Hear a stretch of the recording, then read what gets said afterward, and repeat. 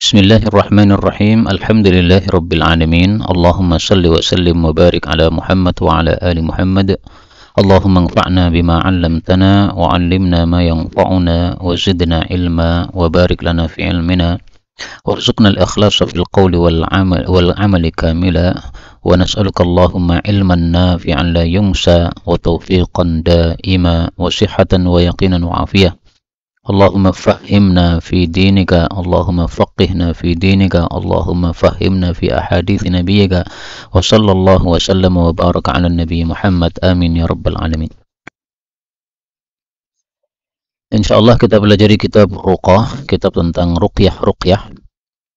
Dan ruqyah ini termasuk dalam bab at-tib atau pengobatan an-nabawi.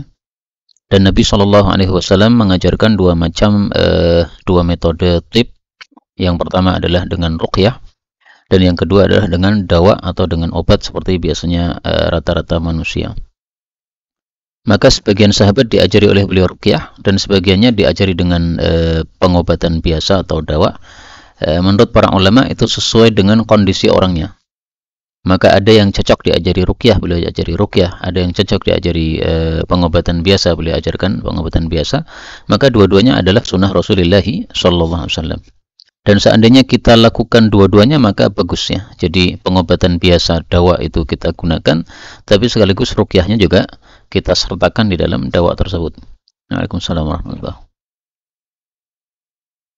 Dan pengobatan ini ada dua macam, karena memang penyakit juga ada dua macam. Menurut para ulama, penyakit itu ada yang yu'rafu sababuhu, yang diketahui sebabnya.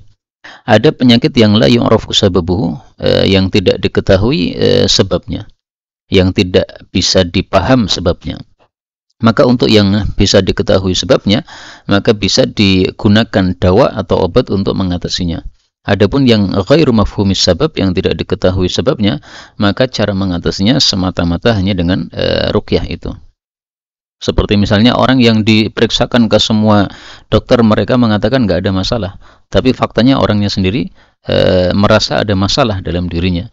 Maka cara penyelesaiannya bukan dengan dawa, tapi dengan ruqyah.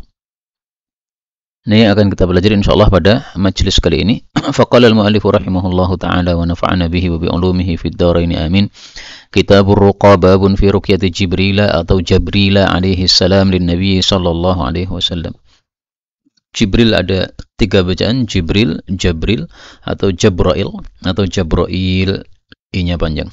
1443. Wa an Aisyah zaujin Nabi sallallahu alaihi wasallam annaha qalat kana idza ishtaka Rasulullah sallallahu alaihi wasallam raqahu Jibril alaihi salam qala bismillah yubrik wa min kulli wa min kulli da'in yashfik wa min syarri hasidin idza hasad wa syarri kulli dhi ain.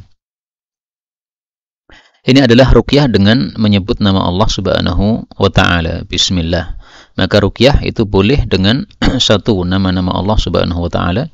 Dua, dengan kalam-kalam Allah Subhanahu wa ta'ala. Tiga, dengan kalam atau doa yang diajarkan oleh Rasulullah sallallahu alaihi wasallam. Yang keempat, yang lebih umum, yaitu bima fuhim, dengan sesuatu yang bisa dipaham. Meskipun itu bukan termasuk asma Allah, bukan termasuk dari ayat Quran, bukan termasuk dari kalam Nabi SAW, tapi dengan sesuatu yang mafhum itu boleh. Ya. Tidak harus dengan bahasa Arab. Kalau dalam kitab-kitab ruqyah disebutkan harus dengan bahasa Arab, itu maksudnya adalah karena yang menjelaskan orang Arab. Ya, para ulama-ulama Arab, mereka mengatakan harus dengan bahasa Arab, artinya bahasa yang mereka paham. Ya. Tapi kalau kita orang Jawa, ya boleh kita meruqyah seseorang dengan bahasa Jawa atau bahasa Indonesia, nggak ada masalah. Misalnya pusing, kemudian diruqyah dengan kata-kata pusing, pergilah, pergilah wahai pusing, pergilah wahai pusing. Nah, seperti ini adalah kata-kata yang bukan ismullah, bukan Quran, bukan hadis, tapi sesuatu yang mafhum, nggak ada masalah. Tetapi memang al-anfa' atau yang paling manfaat itu adalah yang dengan kalam Allah atau dengan nama Allah Subhanahu wa ta'ala. Kemudian dari hadis ini diambil pelajaran bolehnya berdoa dengan saja, karena yubrik, yashfik ini adalah saja. Sebagaimana biasanya saja itu dalam doa boleh apabila tidak ada takalluf atau tidak dipaksakan. Maka intinya adalah apakah ada pemaksaan ataukah tidak. Ketika tidak ada maka diperbolehkan. Sehingga perkataan Ibnu Abbas di dalam Sahih Bukhari, ungdhuris saja minad du'a fid du'a'i fajtanibhu, itu maksudnya adalah sajak yang dipaksakan. Kemudian dari syarri hasidin, kata-kata ini menunjukkan bahwa orang yang hasad itu memang ada taksir, ada pengaruh terhadap orang yang dihasadi, yaitu dengan matanya yang melihat dengan kedengkian itu bisa ada pengaruh terhadap orang yang dilihat tersebut, sehingga bisa menjadi langsung sakit saat itu juga. 1444, fadal. Suhaibin an Abi Nadrata an Abi Sa'idin an Jibril alaihi salam kata Nabi sallallahu alaihi wasallam faqala ya Muhammadu istajaita qala na'am qala bismillahika min min syarri nafsi aw al-sidin walladhi yashfika bismillahika. Ini ruqyah yang kedua dari Jibril, dimulai dengan bismillah dan ditutup dengan bismillah. Termasuk sunnah dalam ruqyah juga adalah bismillahnya diulang 3 kali dan ta'widnya diulang 7 kali, sebagaimana mungkin nanti akan datang atau di hadis yang terkenal itu bismillah bismillah bismillah a'udzu bi'izzatillah wa qudratihi min syarri ma ajidu wa hadir. Maka bismillahnya 3 kali sementara ta'widnya 7 kali. Dan hadis ini menunjukkan bahwa para nabi tidak maksum dari penyakit karena mereka adalah manusia biasa. Qul innama ana basyarum mitslukum. Babun fis sihri wa sihril yahudi lin nabi sallallahu alaihi wasallam. Bab tentang sihir dan sihirnya Yahudi kepada Nabi sallallahu alaihi wasallam. Ini menunjukkan juga bahwa nabi tidak maksum dari sihir, sehingga pengaruh sihir itu betul-betul ada. Adapun yang mengingkari adanya sihir itu adalah para kelompok ahli bid'ah. Adapun ahlus sunnah, mereka dengan sebab nas Quran dan nas hadis, mereka meyakini bahwa sihir itu betul-betul ada. Dan sihir itu bisa ada pengaruhnya terhadap para nabi, sebagaimana Nabi Musa alaihissalatu wassalam disebutkan dalam Quran sangat jelas, yukhayyalu ilaihi min sihrihim annaha tas'a. Jadi beliau terkena ta'thir atau pengaruh dari sihir tersebut. Dan ini tidak menyebabkan rusaknya baligh atau penyampaian yang dilakukan oleh para nabi, karena sihir tersebut tidak ada pengaruhnya terhadap otak beliau para nabi ini. 1445, ini panjang saya baca ya. An Aisyah radhiyallahu anha qalat sahara Rasulullah sallallahu alaihi wasallam yahudiyyun min yahudi bani Zuraiq yuqalu lahu Labid bin al-A'sam. Qalat hatta kana Rasulullah sallallahu alaihi wasallam yukhayyalu ilaih. Ini adalah taksir kepada Rasul sallallahu alaihi wasallam dari sebab sihir tadi. Annahu yaf'alu syai'a wa ma yaf'aluhu.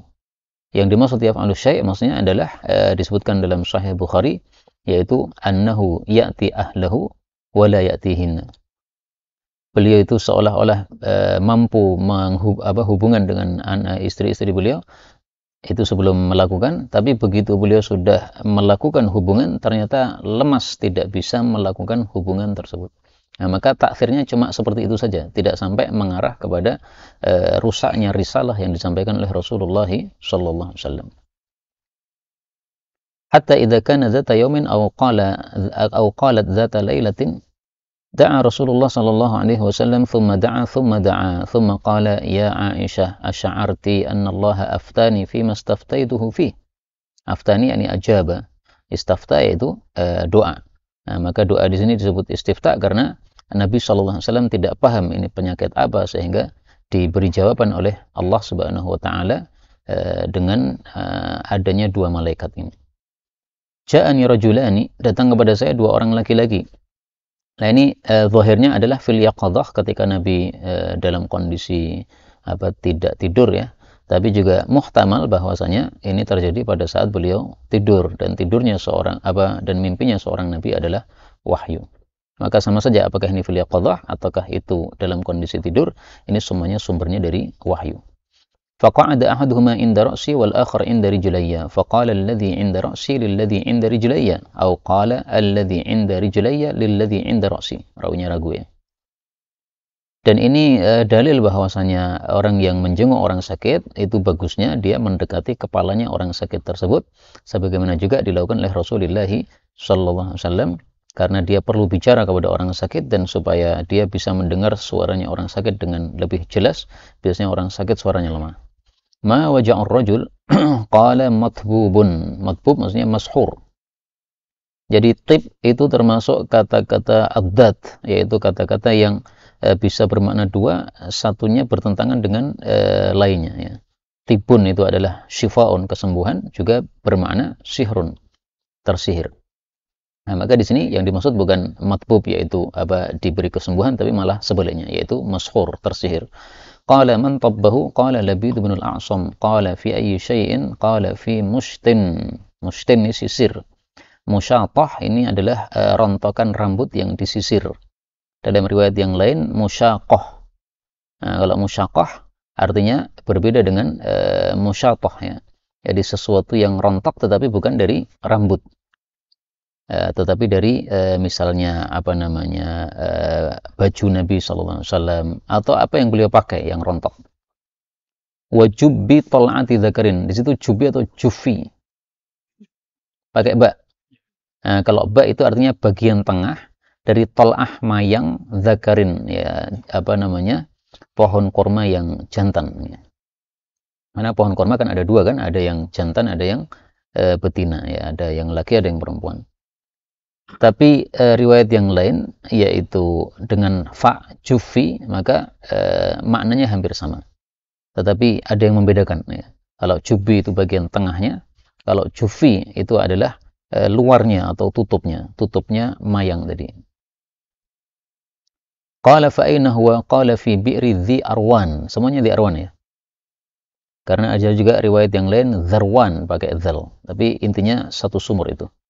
Qalat fa'ataha Rasulullah sallallahu alaihi wasallam fi unasin min ashabihi thumma qala ya Aisyah wallahi laka'anna ma'aha nuqa'atul hinna. Seolah-olah airnya sumur tadi adalah peraman dari inai. Inai dimasukkan dalam air kan jadi kuning begitu kan.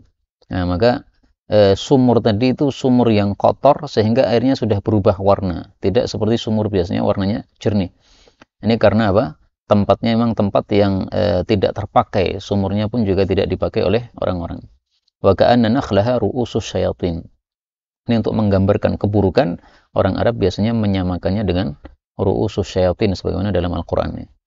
Tal'uha ka'annahu ru'usus syayatin.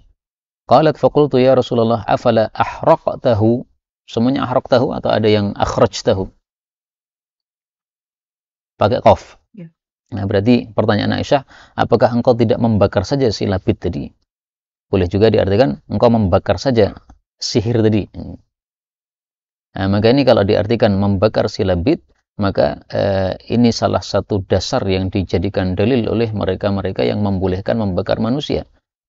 Adapun hadis yang melarang membakar manusia, sebagaimana hadis Nabi melarang kita menyiksa orang dengan sesuatu yang khusus Allah yang menyiksa dengannya, yaitu dengan api, maka mereka takhsis, mereka khususkan dengan kondisi-kondisi tertentu yang menyebabkan bolehnya menyiksa dengan membakar.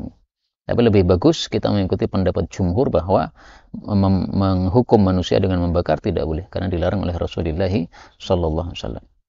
Salah satu yang melakukan pembakaran Sayyidina Ali terhadap orang-orang yang menuhankan kepada beliau, yang mengatakan anta rabbuna, bahwa adalah Tuhan kami. Dalam riwayat yang lain di sini afala akhrajtahu. Al-akhrajtahu berarti apakah engkau tidak mengeluarkan sihir tadi dari sumur tersebut? Karena sudah diketahui kan tempatnya.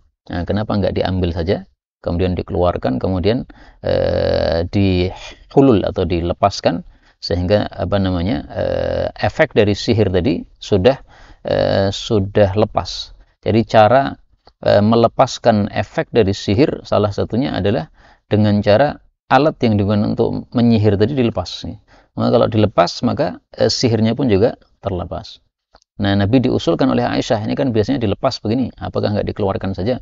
Qala la amma ana faqad afanillahu wa karihtu an uthira 'alan nasi syarran. Nah, kalimat ini karihtu an uthira 'alan nasi syarran, ini menurut saya lebih cocok kalau tadi ahraqtahu, yaitu maksudnya membakar si Labid, ya. Karena kalau Labid dibakar, nah, pasti orang-orang Yahudi enggak akan terima. Sementara Yahudi Madinah ada hubungan sulh atau perdamaian dengan Rasulullah sallallahu alaihi wasallam.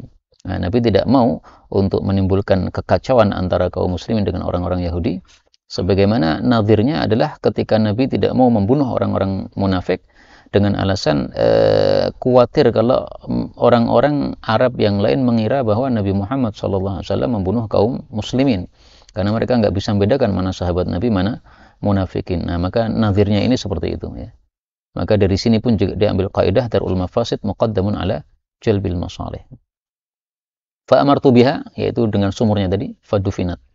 Maka akhirnya sumurnya itu dipendam dan sihirnya masih berada di dalam sumur tersebut, ikut dipendam oleh Rasulullah SAW. Adapun pengobatannya Nabi untuk sihir ini tidak disebutkan dalam hadis ini, tapi disebutkan dalam riwayat yang lain, yaitu beliau dibacakan surat Al-Falaq sama An-Nas, sehingga setelah dibacakan Al-Falaq dan An-Nas maka sihirnya tersebut lepas. Nah, berarti diambil kesimpulannya untuk melepaskan sihir tidak harus dengan melepas barangnya tadi, karena barangnya belum tentu kita mendapatkannya di mana. Nah, kalau Nabi kan mendapatkan wahyu ya. Nah, maka melepaskannya bisa dengan Qul huwallahu ahad, Qul a'udzu birabbil falaq, Qul a'udzu birabbin nas, atau Qul a'udzu birabbil falaq dan Qul a'udzu birabbin nas. Karena Qul huwallahu ahad sebenarnya bukan ta'wid, hanya saja dimasukkan dalam ta'wid karena dia berdekatan dengan dua surat muawwidzatain. Babul qiraah 'alal marid bil muawwidzat wan nafath. Bab membaca. Ada keterangan kalau rok tahu itu yang dibakar medianya, ada penjelasan. Ya, ada yang berpendapat begitu. Jadi dibakar sihirnya tadi. Tapi Al-Qurtubi lebih cenderung ahraq tahu, maksudnya yang dibakar labidnya. Ya. Dengan alasan tadi an uthira 'alan nasi syarrun. Karena kalau dibakar sihirnya, uthira 'alan nasi syarrunnya apa gitu. Tidak begitu jelas. Tapi kalau orang yang dibakar kan jelas ya. Uthira 'alan nasi syarrun. Dari Qurtubi itu salah satu bagusnya dalam mensyarah Sahih Muslim, dia mengatakan wa yadhharuli. Nah, semua kata-kata wa yadhharuli itu berarti pendapat dari pribadi dia setelah dia membahas masalah itu dari penjelasan para ulama rahimahumullahu taala. Babul qiraah 'alal marid bil muawwidzat wan nafath. Bab membaca untuk orang sakit dengan surat-surat atau ayat-ayat muawwidzat dan meniupnya. Maka caranya dua. Yang pertama dibacakan ayat-ayat yang isinya perlindungan kepada Allah, dan yang kedua ditiupkan. Nah, tiupkannya ini tujuannya karena tabarukan terhadap ludah yang sudah terkena bacaan Quran. Karena itu sesuatu yang terkena bacaan Quran kita bisa tabaruk dengannya. Misalnya minuman begini, kita bacakan Quran, nah, maka kita bisa tabaruk dengan minuman yang sudah dibacakan Quran tersebut. Sebagaimana Ibnu Qayyim ceritakan, dia sakit kan, dan di Mekah tidak memiliki obat, maka dia teringat sabda Nabi SAW, ma'u zamzam lima syuribalah, dia ambil air zam-zam dan dibacakan Fatihah. Maka kata beliau, beberapa penyakit disembuhkan oleh Allah Subhanahu wa Ta'ala. Nah, kalau itu berarti double antara pengobatan dengan ruqyah Fatihah dan dengan air zam-zam. Adapun muawwidzat yang dimaksud di sini, ini tidak harus Al-Falaq, Al-Ikhlas dan An-Nas, karena tidak ada kata-kata as-salath ya. Kalau disebut muawwidzatis salath, nah itu barulah 3 kul itu. Tapi ketika disebut muawwidzat saja, maka maksudnya adalah semua ayat-ayat yang isinya tentang perlindungan kepada Allah Subhanahu wa Ta'ala. Dicontohkan oleh para ulama misalnya a'udzu bika min hamazatis syayatin wa a'udzu bika rabbi ay yahdurun, dan ayat-ayat yang lainnya. Fadhal 14:6. 46.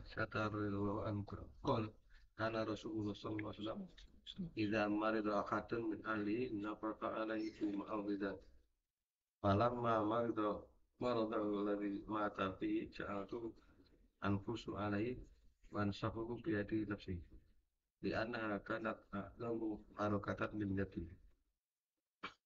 Ya, jadi setelah ditiupkan kemudian diusapkan dengan tangan ya. Nafas ini adalah tiup tapi ada sedikit ludahnya. Urutannya adalah busok, itu murni ludah. Kemudian bawahnya adalah nafas, yaitu tiupan disertai ludah sedikit. Kemudian bawahnya lagi nafakh pakai kha, itu yang murni tiupan tanpa ada ludah sama sekali. Nah, maka di sini ada nafas kalimatnya. Berarti ludah kita keluarkan sedikit supaya betul-betul sesuai dengan praktek dari Rasulullah Shallallahu Alaihi Wasallam.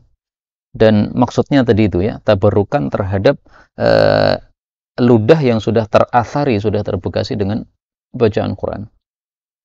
Bab ruqyah bismillah wa ta'awid, bab meruqyah dengan nama Allah dan perlindungan. Fadhal. An Uqman bin Abil As At-Thaqafi radhiyallahu anhu annahu syaka ila Rasulillah sallallahu alaihi wasallam waja'an yajiduhu fi jasadihi mundu aslama. Faqala lahu Rasulullah sallallahu alaihi wasallam da'yataka 'ala alladhi ta'lamu min jasadika. Ta'allama. Di situ ta'lamu. Semuanya ta'lamu? Ta'allama ya. Ta'allama ya ta'allamu. دعيتك على الذي تعلم من جسدك وقل بسم الله ثلاثا وقل 7 مرات أعوذ بالله وقدرته من شر ما أجد وأحاذر. Nah, ini dalil bahwa dalam ruqyah bismillahnya diulang 3 kali, kemudian ta'widnya diulang 7 kali. Baik dengan ta'wid ini maupun dengan ta'wid yang lain. Maka misalnya kita ruqyahnya dengan Al-Fatihah, nah, Fatihahnya diulang 7 kali. Ya. Atau kita misalnya dengan 3 kul, maka 3 kulnya diulang sebanyak 7 kali. Demikian disimpulkan oleh para ulama khususnya dalam bab ruqyah ini.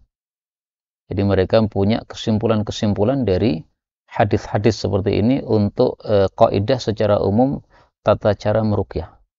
Dan mungkin buku yang cukup bagus untuk dibaca dalam bab ini adalah bukunya Ustadz Faizar, judulnya Ruqyah itu Mudah. Karena yang nulis adalah orang yang menggeluti bidang tersebut. Kemudian dalam hadis ini disebutkan a'udzubillah, dalam riwayat yang lain a'udzu bi'izzatillahi wa qudratihi, maka dua-duanya sahih, bisa dipilih salah satu. Bab ta'awudz min syaitanil waswasah fi shalat, bab berlindung dari setan pengganggu di dalam salat. Fadhal.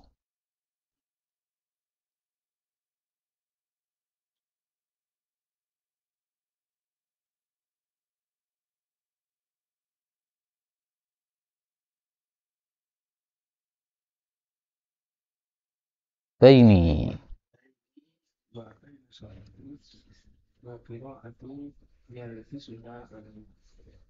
قال رسول الله صلى الله عليه وسلم يقال له انزل فإذا أحسنته فتحول بالله منه قالوا قيل أن سارك ثلاثة قال ففعلت ذلك فهل يحتاج الله عني.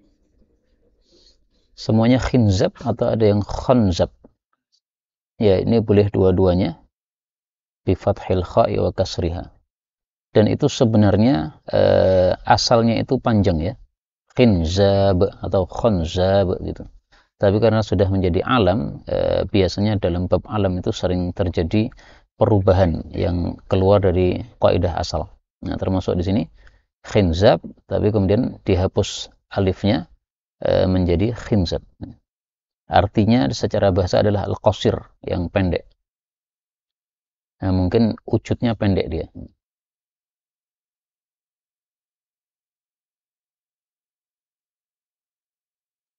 Kemudian hadis ini menunjukkan bahwa cara meruqyah dengan meludah seperti tadi diulang 3 kali. Dan menunjukkan juga bahwa setan itu ada macam-macamnya, ada pengganggu sholat, ada pengganggu wudhu, dan sebagainya. Kalau pengganggu sholat ini disebut khinzab atau khanzab. Kalau pengganggu wudhu namanya apa? Al-walhan kayaknya ya. Saya cek dulu ya. Al-walhan. Inna lil wudu'i syaitanan yuqalu lahu al-walhan fattaqu waswasal ma. Hadis riwayat Tirmidzi, disahihkan Hakim, tapi didhaifkan oleh Al-Albani. Nah, maka sebagaimana malaikat bermacam-macam, setan pun juga bermacam-macam, tugasnya sendiri-sendiri. Bab ruqyatil ladhiqi bi ummul Quran, bab meruqyah orang yang terkena sengatan dengan ummul Quran, yaitu Al-Fatihah. Fadhal. An Abi Sa'idin al-Khudri radhiyallahu anhu anna nasan min ashabi Rasulillah sallallahu alaihi wasallam. Nasan ini ada 30 orang jumlahnya. Kanu fi safarin. Tamaru bi hayyin min ahya'il arabi. fastadhafuhum falam yudifuhum faqalu lahum hal fikum min raqin fa inna sayyidal hayyi latihun Aw qala musabun. musabun. Ya, ini asalnya mereka tidak mau memberikan jamuan makan, tapi kemudian mereka melihat bahwa ini orang-orang baik ya, datang dengan membawa ajaran yang baik, sehingga mereka berprasangka bahwa mereka akan bisa menyembuhkan terhadap orang yang sakit tersebut. Sebagaimana disebutkan dalam riwayat yang lain. Karena riwayat ini sangat banyak, yang paling lengkap menurut saya yang ada dalam Sunan Abu Dawud. Kalau ini cuma ringkasan-ringkasan. Faqala rajulun minhum na'am fa'atahu faraqahu bi fatihatil kitabi. Nah, di sini nggak disebutkan ruqyahnya dengan Fatihah bagaimana, tapi dalam riwayat yang lain dengan terperinci disebutkan diruqyah selama 3 hari, pagi dan sore. Jadi pagi datang, kemudian sore juga datang. Nah, itu cara meruqyahnya dengan Al-Fatihah, pagi sore, dan diulang 7 kali bacaannya. Fabara ar-rajulu fa'utiya qati'an min ghanam. Qati'an min ghanam ini maksudnya 30 ekor, karena sesuai dengan kesepakatan kalian orang-orang pelit nggak mau menjamu kami, ya saya tidak mau meruqyah kecuali kalau ada jual ya, ada sayembaranya. Kalau nanti sembuh kamu berikan kepada kami 30 kambing. Nah, minta 30 karena orangnya juga 30 orang. Fa'aba ayyaqbalaha wa qala hatta adzkura dzalika li Rasulillah sallallahu alaihi wasallam. Nah, mestinya sikap kita begini, kalau ada sesuatu yang muskil maka tanya dulu kepada orang ulama. Fa'atan Nabiya sallallahu alaihi wasallam fa dzakara dzalika lahu. Faqala ya Rasulullah wallahi ma raqaitu illa bi fatihatil kitabi. Fatabassama wa qala wa ma adraka annaha ruqyatun. Tsumma qala khudhu minhum wadribu li bisahmin ma'akum. Ya, zahirnya hadis ini dia tidak mau menerima kecuali bertanya dulu kepada Rasulullah sallallahu alaihi wasallam. Baru setelah dijawab Nabi khudhu minhum berarti baru diambil. Dalam riwayat yang lain sudah diterima, tetapi kemudian tidak berani untuk memakannya. Teman-temannya mengatakan kita masak aja. Dia mengatakan jangan dulu, tanyakan dulu kepada Rasulullah sallallahu alaihi wasallam. Maka riwayat yang itu zahirnya adalah sudah diterima tapi kemudian tidak berani untuk memakannya. Adapun perkataan Nabi wadribu li bisahmin ini untuk takkid bahwasanya kehalalannya betul-betul halal tanpa ada kemakruhan sama sekali. Sehingga bukan berarti Nabi rakus terhadap sesuatu dunia ya, tapi untuk menenangkan sahabat Nabi yang menanyakan. Karena kalau beliau katakan kulu antum wa ana la akul, nah, pasti mereka ada orang-orang yang tidak mau makan sebagaimana Rasul sallallahu alaihi wasallam tidak mau makan. Kemudian tabassumnya Nabi sallallahu alaihi wasallam ini kalau kita kumpulkan bisa dapat banyak hadis, dan saya sudah nulis arba'un tabassumiyah, yaitu senyum-senyum Nabi sallallahu alaihi wasallam dalam 40 kejadian dalam hadis yang bermacam-macam.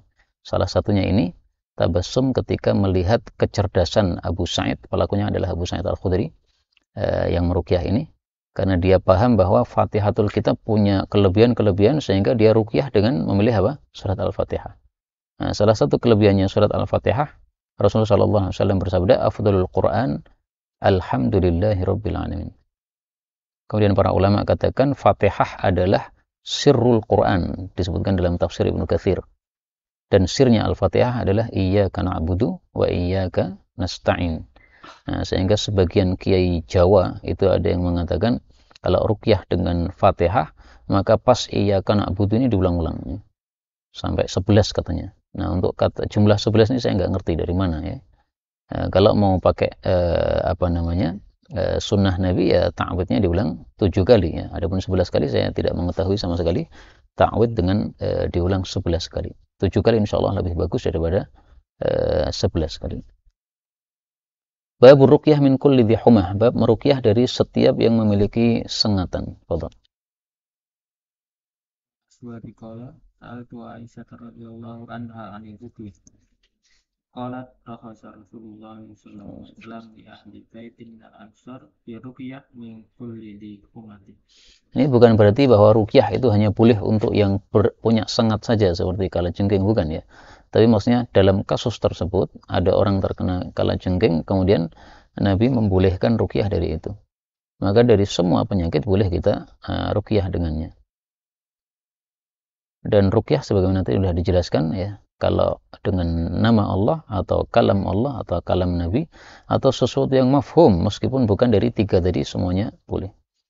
Babun fir ruqyah minan namlah, bab meruqyah dari penyakit namlah. Namlah ini bukan semut. Namlah ini satu penyakit yang luka yang keluar pada pinggang. Satu luka yang keluar pada pinggang. Fadhal. An Anas bin Malik radhiyallahu anhu qala rakhasa Rasulullah sallallahu alaihi wasallam fi minal ain wal qumati wan namlati.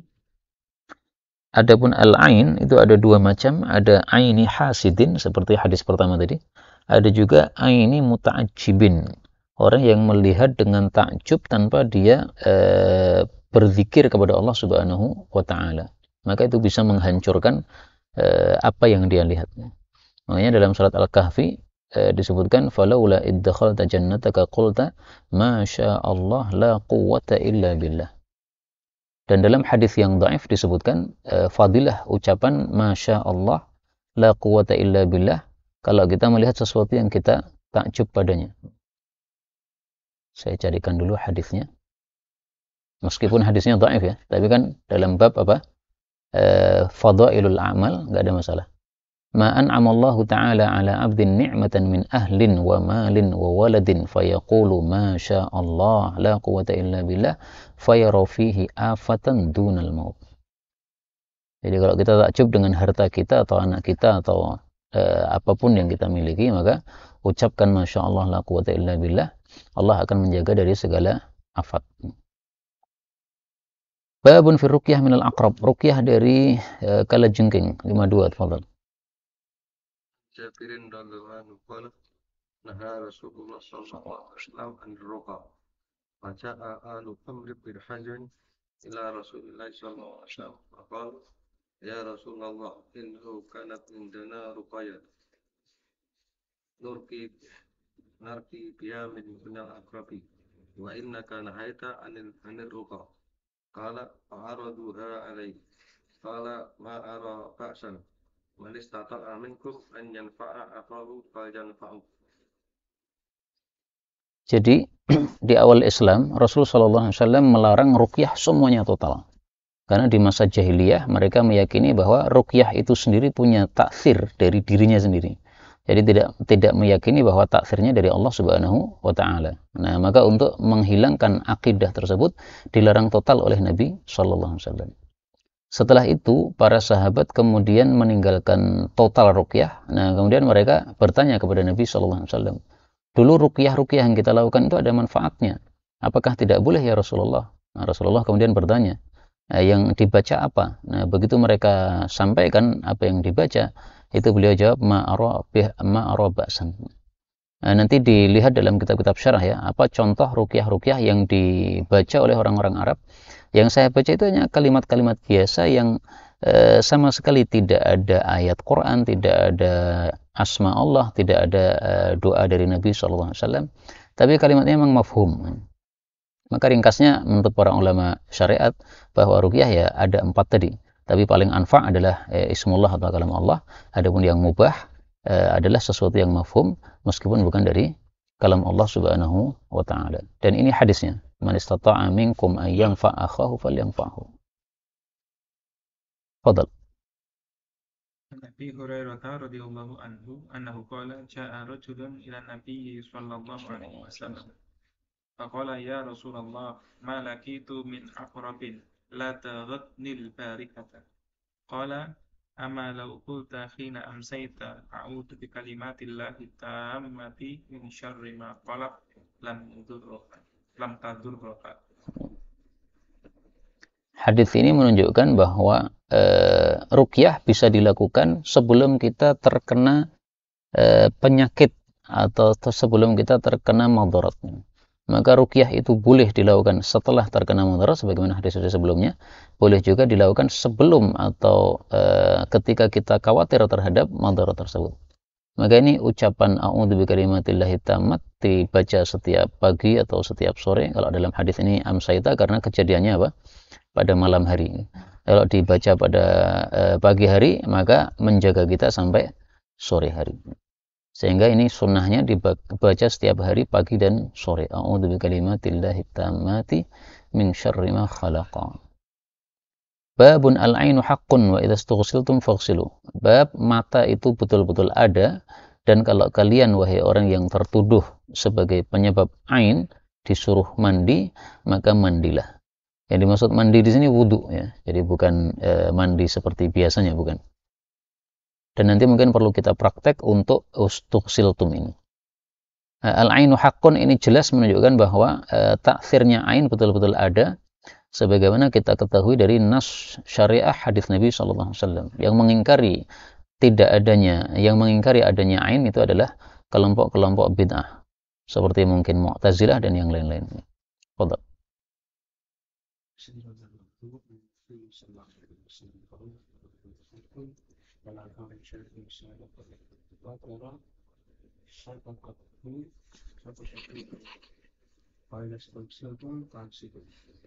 Walau kana syai'un, kalau berarti nggak ada ya, nggak ada sesuatu yang bisa mendahului takdir, maka diungkapkan oleh Nabi dengan kata-kata lau, kalau ada, padahal tidak ada. Ini ada kisahnya tentang wa idza istughsiltum faghsilu, yaitu ada seorang sahabat Nabi sedang mandi namanya Sa'ad dan kulitnya sangat putih. Kemudian dilihat oleh sahabat Nabi yang lain namanya Amir, dan dia memuji keputihannya tadi. Dia mengatakan tidak pernah ada biker yang seputih ini. Nah, saat itu juga langsung Sa'ad jatuh di kamar mandi. Kamar mandi zaman dulu kan cuma sederhana ya, cuma kasih kain, kemudian masih terlihat badan bagian atasnya. Nah, maka orang-orang lapor kepada Nabi SAW. Beliau bertanya, yang kalian tuduh pelakunya siapa? Mereka jawab Amir. Nah, beliau kemudian panggil Amir, disuruh untuk ustughsiltum ini. Nah, perintah di sini faghsilu ini diperselisihkan oleh para ulama, apakah wajib kita terima ataukah sunnah saja ya. Jadi misalnya kita yang tertuduh ya, kamu itu penyebabnya terkena ain ini. Apakah kita wajib melakukan permintaan ustughsiltum ataukah tidak? Ini mahallu khilaf di antara para ulama rahimahumullah taala. Tapi seandainya terjadi pada kita, ya kita lakukan saja. Pertama, melakukan sunnah Nabi SAW. Yang kedua, man istata'a minkum an yanfa'ahu falyanfa'hu. Atau minum dulu.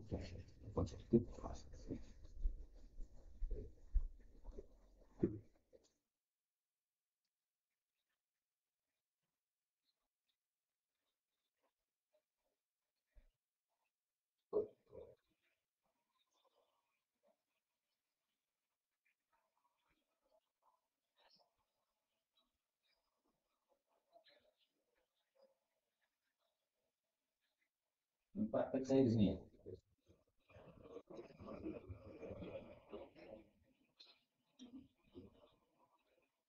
Jangan berpraktek. Ini aja disiapkan dalam wadah, kemudian berwudu dengan cara bertengok-tengok ke sini. Setelah kemudian dimasukkan. Setelah itu tangan dibasuh, tangan dulu, kemudian kiri, tangan ya, kemudian dibasuh kiri, kurang, siku. Jadi sini tengahnya ini, jadi seperti itu tadi apa? Tidak. Setelah tangannya, kemudian lututnya. Itu semuanya masukkan ke situ. Lututnya, tangan kiri masukkan ke situ. Kemudian kakinya juga, tangan kiri semuanya masukkan ke situ. Masukkan tuh bekas airnya itu. Bekas airnya. Jadi semuanya masuk ke wadah. Makanya wadahnya yang besar sebenarnya. Itu yang praktek aja kecil. Kalau udah selesai, kemudian dituangkan kepada orang yang terkena ain, tapi dari belakang. Dituangkan dari belakang mungkin. Udah dituangkan, kemudian wadahnya ditaruh di tangan dalam wadah terbaik. Nah, sifat seperti ini dijelaskan oleh para ulama turun-temurun. Dari Imam Zuhri dia melihat ulama-ulamanya begitu. Kemudian disebutkan oleh para ulama syaraf seperti itu. Maka para ulama katakan ini karena terwarisi dari para ulama bisa dijadikan sebagai hujjah untuk masalah penjelasan dari Stuxiltum. Ini yang dipraktekkan, tapi kalau yang ini kasusnya tadi Amir berarti seperti Ya, Amirnya disuruh Stuxiltum, kemudian yang dituangkan kepada Sa'ad. Nah, begitu disiramkan langsung bangun saat itu juga. Seandainya tidak diketahui siapa yang pelaku ain, nah, maka ada pengalaman dari Syekh Ahmad Syihabi. Mobilnya Pak Dedi ya, itu dibeli dalam kondisi sehat walafiat. Tapi kemudian tidak bisa nyala. Akhirnya dibawa ke bengkel, tapi semua bengkel mengatakan nggak ada masalah. Tapi faktanya nggak bisa nyala gitu. Akhirnya beliau inisiatif sudah diruqyah aja. Nah, beliau ambil air, dibacakan ayat-ayat ruqyah ya muawwidzat itu. Setelah itu kemudian dituangkan pada mobil. Habis itu dijalankan bisa jalan. Nah, maka tidak harus kita ustughsiltum dengan cara tadi karena tidak diketahui oleh siapa pelakunya, tapi bisa juga dengan apa? Ayat-ayat ruqyah. Bab berikutnya bab ruqyah minal ain, bab ruqyah dari sebab mata. Fadhal. عن عائشة رضي الله عنها قالت كان رسول الله صلى الله عليه وسلم يأمرني أن أسترقي من العين. Nabi menyuruh saya untuk memintakan ruqyah dari sebab mata. Jadi kalau ada orang yang terkena ain, maka Aisyah disuruh minta atau mencari orang yang bisa meruqyah. Inilah salah satu dalil yang menyebabkan para ulama sebagian berpendapat minta ruqyah itu nggak ada masalah apabila minta ruqyahnya ruqyah yang syar'i. Adapun dalam hadis disebutkan bahwa orang yang minta ruqyah tidak akan masuk dalam kelompok orang-orang masuk surga tanpa hisab itu maksudnya ruqyah jahiliyah. Tapi memang di situ ada khilaf di antara para ulama. Kalau yang dipilih oleh Syekhuna Murabi dari Damaskus waktu itu, beliau katakan ini hadis menunjukkan boleh minta ruqyah asalkan syar'i ya, tidak menyebabkan keluar dari kemungkinan 70 tadi. Tapi sebagian ulama ada yang mengumumkan semua ruqyah mau syar'i mau yang lainnya sama aja, nggak usah minta. 56, fadhal. An Jabir bin Abdullah qala rakhasa Nabi sallallahu alaihi wasallam li ali Hasmin fi ruqyatil hayyah wa qala li Asma binti Umas ma li ara'as sama bainin Bani bani ahli dari'atun tusibu dhari'atan ya kan? dari'atan tusibu bil hajah qalat la qala bainin qala irqihim qalat fa'aradtu alaihi faqala irqihim. Yang dimaksud Bani Akhi itu adalah Bani Ja'far bin Abi Thalib. Karena Ja'far ini sepupunya Rasulullah sallallahu alaihi wasallam. Adapun Asma binti Umais ini adalah istrinya Ja'far bin Abi Thalib. Tapi kemudian Ja'far mati dalam perang Mu'tah ya. Dalam perang Mu'tah maka Asma ini dinikahi oleh Abu Bakar As-Siddiq radhiyallahu anhu. Setelah itu dinikahi oleh Ali bin Abi Thalib radhiyallahu anhu. Jadi Ja'far bin Abi Thalib, kemudian Abu Bakar, kemudian Ali bin Abi Thalib. Dhari'ah itu nahaifah, ya, kurus-kurus. Tusibuhumul hajah ya al-faqr. Mungkin cakep-cakep ini anak-anaknya Ja'far sehingga tusri'u ilaihimul ain. Dilihat oleh orang yang takjub kemudian terkena ain. Babun fi ruqyah minan nadhrah, bab meruqyah dari sebab pandangan mata. Nadhrah sama dengan ain. Hanya karena hadisnya menyebutkan istilah nadhrah, maka dibuat bab juga sesuai dengan lafal hadisnya. Fadhal. عن أم سلمة رضي الله عنها زوج النبي صلى الله عليه وسلم أن رسول الله صلى الله عليه وسلم قال لجارية في بيت أم سلمة زوج النبي صلى الله عليه وسلم رأى بوجهها صفحة فقال فيها نظرة فاسترقوا لها يعني بوجهها سفرة. Syaf'ah diartikan sufrah, kuning. Ini disebut dalam istilah bahasa tasamuh. Karena syaf'ah itu arti asalnya adalah aswad ya, atau sud, warna hitam. Tapi kemudian digunakan untuk makna kuning, itu maksudnya berarti apa? Istilahnya tasamuh tadi. Jadi maksudnya kuningnya kuning pucat sehingga menyebabkan apa? Terlihat bahwa dia sedang sakit. Maka kata Nabi biha nadhrah, dia terkena nadhrah dari ain, fastarqulaha. Ini menunjukkan bolehnya minta ruqyah sebagaimana tadi ini. Bab ruqyah biturbatil ardi, bab meruqyah dengan debu tanah. Fadhal.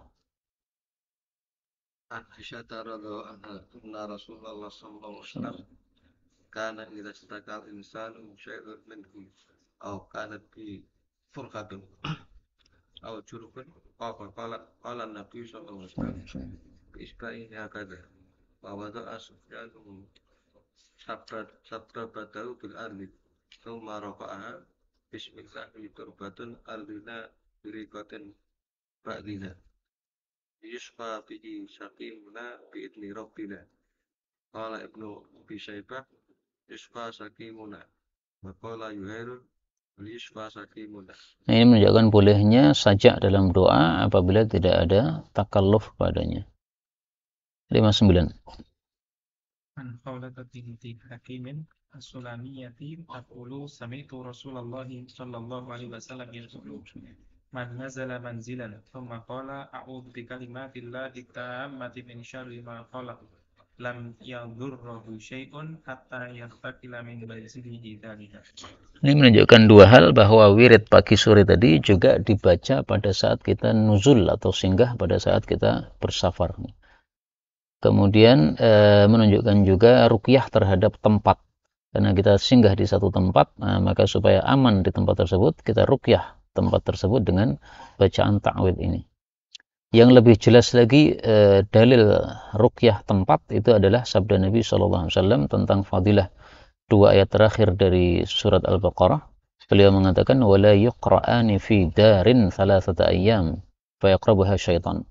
Tidaklah dua ayat akhir Baqarah itu dibaca pada suatu tempat selama 3 malam, lalu akan didekati oleh setan. Sunan Tirmidzi disahihkan oleh Hakim. Bab ruqyati rajul ahlahu idza ishtaqau, bab ruqyahnya seorang terhadap istrinya ketika mereka sakit. Fadhal. Atau keluarganya lebih umumnya. Fadhal.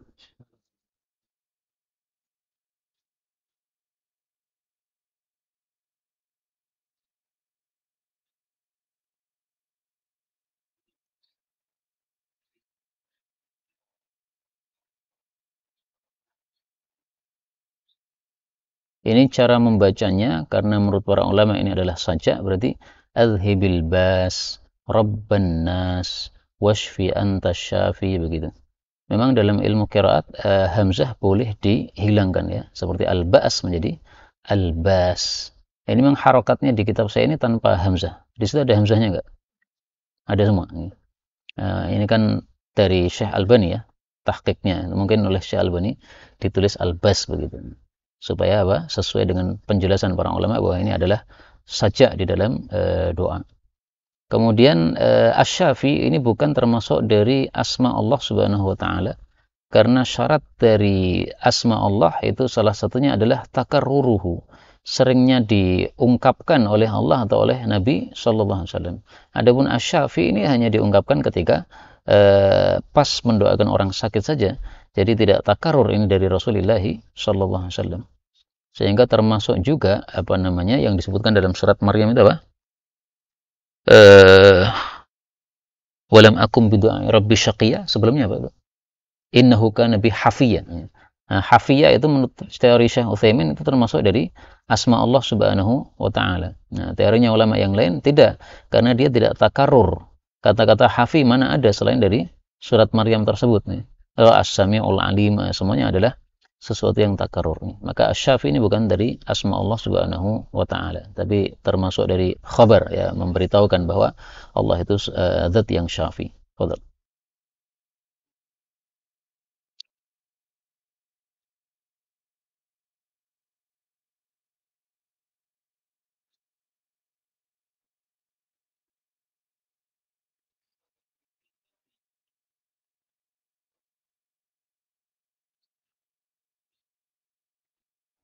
Ar-Rafiqil A'la maksudnya adalah para malaikat-malaikat sebagaimana disebutkan dalam Al-Qur'an wa hasuna ulaika rafiqa, atau ayat yang lain yang menunjukkan bahwa itu malaikat ya.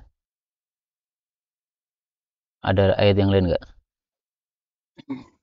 Ada juga pendapat yang mengatakan Ar-Rafiqul A'la adalah Allah Subhanahu wa taala, tetapi dianggap lemah pendapat ini oleh para ulama rahimahumullahu taala.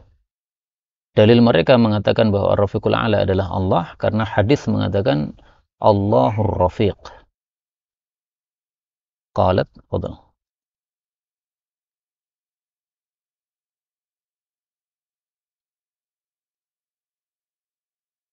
Qad qadha. Gitu. Qadha maksudnya mata.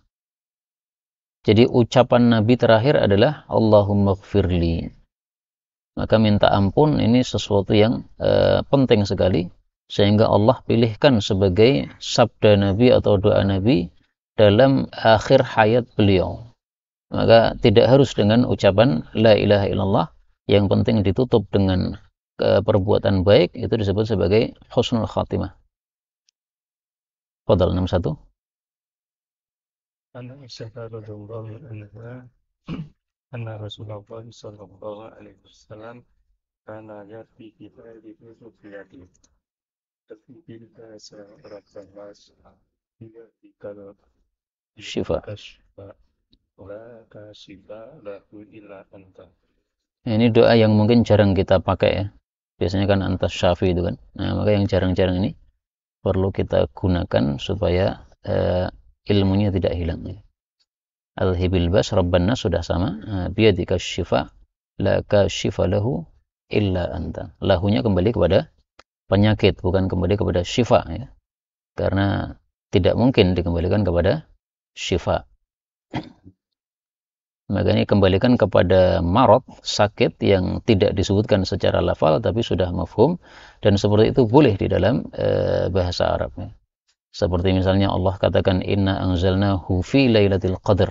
Tiba-tiba anzalnahu padahal enggak nyebutkan Quran. Ini boleh karena sudah mafhum. Bab terakhir, babun la ba'sa birruqa ma lam yakun fihi syirkun. Tidak masalah ruqyah selama tidak ada syirik padanya. Jadi yang dilarang oleh Nabi dulu itu karena model syirik ruqyahnya jahiliyah ada dua macam. Ada ruqyah syirik, satu, yang kedua ruqyah yang ghairu mafhumah, yang tidak dipaham ini ngomong apa.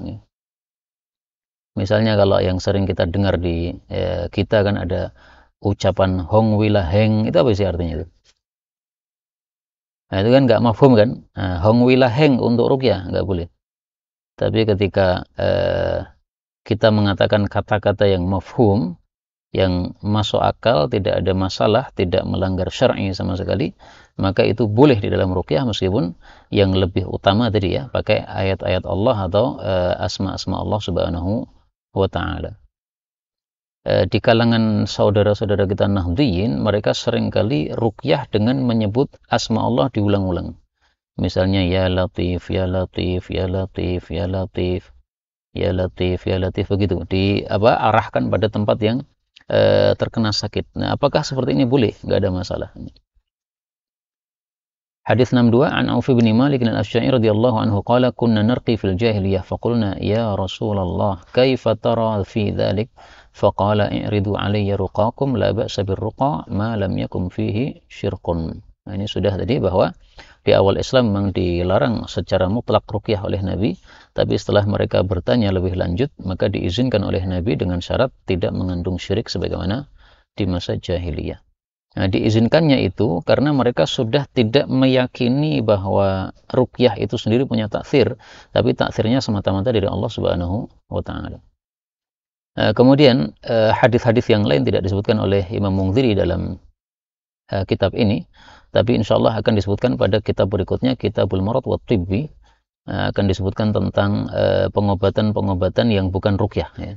Sebagaimana tadi kan penyakit ada dua macam, ada yang mafhum, ada yang ghairu mafhumi sabab. Nah, yang mafhumu sabab, yang ghairu mafhumi sabab itu yang sudah kita bahas, diatasi dengan ruqyah.